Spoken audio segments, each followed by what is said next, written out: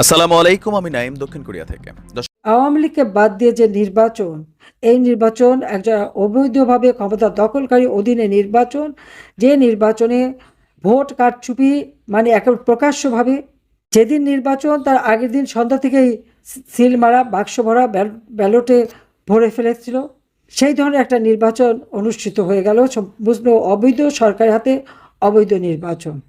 আমি জানি না এরা দেশকে কতটুকু কী দিতে পারবে, যেখানে একটা বিশাল জনগোষ্ঠী বঞ্চিত থাকলো তার ভোটের অধিকার থেকে, তার রাষ্ট্রীয় অধিকার থেকে, সাংবিধানিক অধিকার থেকে। তো সেই দেশ সামনে কীভাবে এগিয়ে যাবে, সেটাই এখন চিন্তার বিষয়। তো আওয়ামী লীগের অপরাধটা কী? আওয়ামী লীগ স্বাধীনতা এনে দিয়েছে, আওয়ামী লীগ দারিদ্র্য বিমোচন করেছে, আওয়ামী লীগ দেশের মানুষের অধিকার প্রতিষ্ঠা করেছে, শান্তি নিরাপত্তা দিয়েছে। এটাই কি আমাদের অপরাধ ছিল? সেটাই আমার প্রশ্ন। ইলেকশনের নামে একটা প্রহসন খেলে, যে নির্বাচনে আওয়ামী লীগ অংশগ্রহণ করতে পারে নাই, যেখানে আওয়ামী লীগের ভোট 53%, সেই আওয়ামী লীগকে বাদ দিয়ে ইলেকশন করলে আর বাংলাদেশের 50 ভাগের অধিক ভোটারকে বঞ্চিত করে নির্বাচন করলে সেই নির্বাচন কখনো বৈধ হতে পারে না।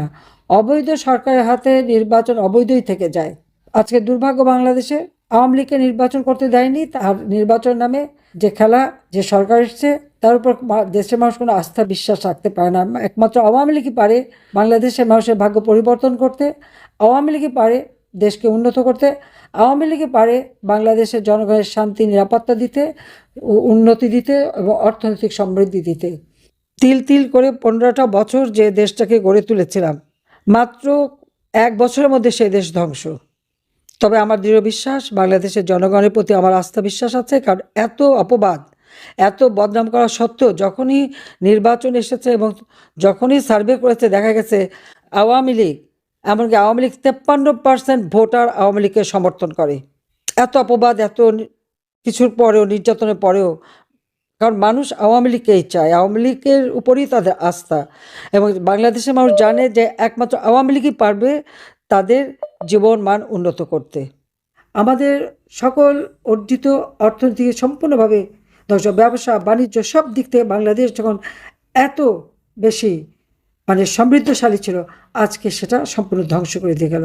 আমার শুধু এটাই দুঃখ লাগে যে দিন রাত অক্লান্ত পরিশ্রম করে এই লাখো শহীদ, যাদের রক্তের বিনিময়ে আমরা স্বাধীনতা পেয়েছি, আমার ভাষা শহীদ, যাদের রক্তের বিনিময়ে আমরা মাতৃভাষায় কথা বলার অধিকার পেয়েছি, আজকে তাদের অবদান সম্পূর্ণভাবে ভুলুণ্ঠিত।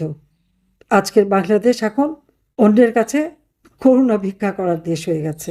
এই দেশটিকে ধ্বংসস্তূপে পরিণত করে দিয়ে গেল সে অবৈধভাবে ক্ষমতা দখলকারী, ম্যাটিকুলাস ডিজাইনের মাধ্যমে যার ক্ষমতা আরোহণ, ডক্টর মোহাম্মদ ইউনূস। এরপর নির্বাচনে আজকে যারা এসেছেন তাদের হাতেও আমরা দেখেছি অতীতে জঙ্গি বাহিনীর সৃষ্টি, গ্রেনেড হামলা, বোমা হামলা, দুর্নীতিতে বারবার চ্যাম্পিয়ন। এই তো ছিল আমাদের ইতিহাস। কিন্তু এই বদনাম থেকে আমরা বাংলাদেশকে শান্তির দেশে উন্নীত করেছিলাম।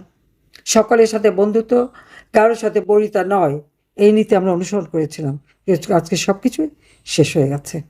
তবে আমি দেশের মানুষ আপনাদের বলবো, আপনাদের সাহস আছে, শক্তি আছে। আমাদের অগণিত নেতাকর্মীকে নির্যাতন করা হয়েছে, হত্যা করা হয়েছে, ঘর বাড়ি ব্যবসা প্রতিষ্ঠান জ্বালিয়ে পুড়ে ছারখার করে দেওয়া হয়েছে।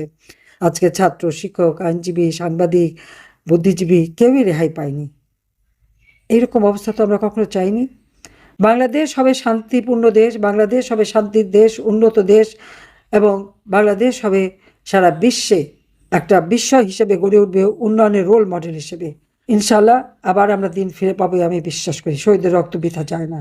যে সংগঠন ক্ষমতায় থাকা অবস্থায় 21শে ফেব্রুয়ারি শহীদ দিবস ঘোষণা করলো, শহীদ মিনার গড়ে তুললো, আজকে তারাই যেতে পারবে না। এর থেকে দুঃখের আর কি হতে পারে?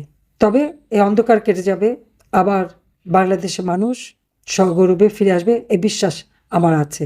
এই রমজান মাস সবাইকে আমি রমজানের মোবারকবাদ জানাচ্ছি এবং ভাষা শহীদদের প্রতি আমার শ্রদ্ধা জানাচ্ছি।